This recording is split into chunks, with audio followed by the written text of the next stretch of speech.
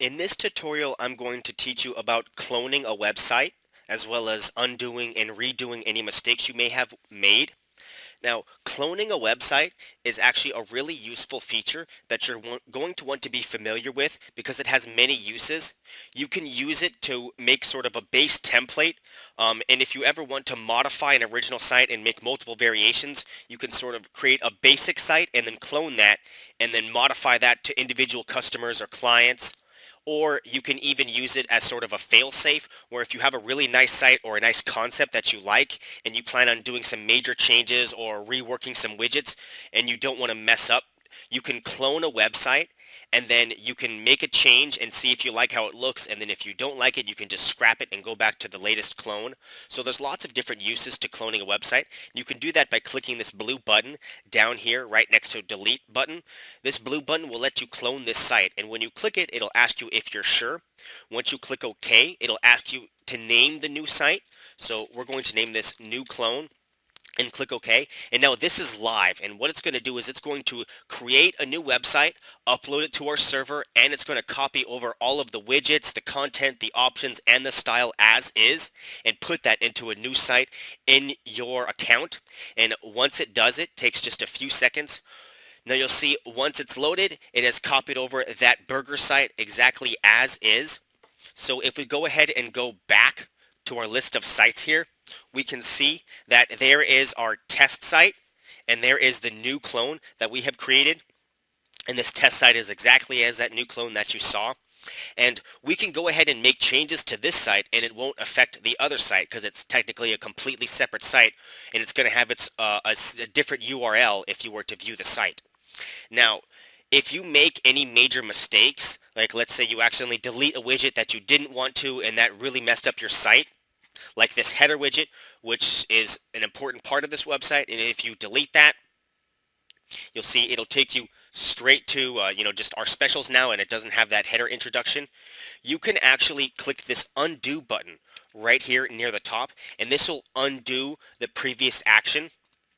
And what that does is that'll undo certain actions that you've done, like content, um, deletions, and things like that, and it'll try to restore it to the previous state.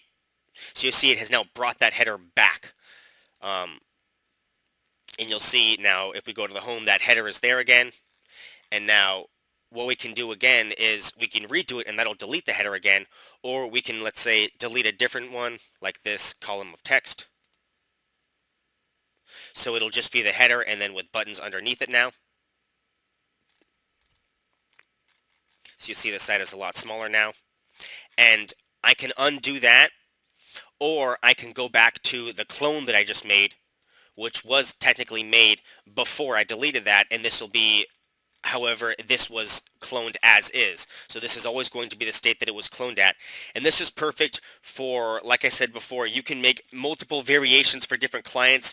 So if you have like a basic landing page, you can make one landing page, clone it for someone, customize it to them, and then as long as you keep the original as is, you can simply keep cloning the original and then customizing the clones, and that'll let you have multiple sites for different people.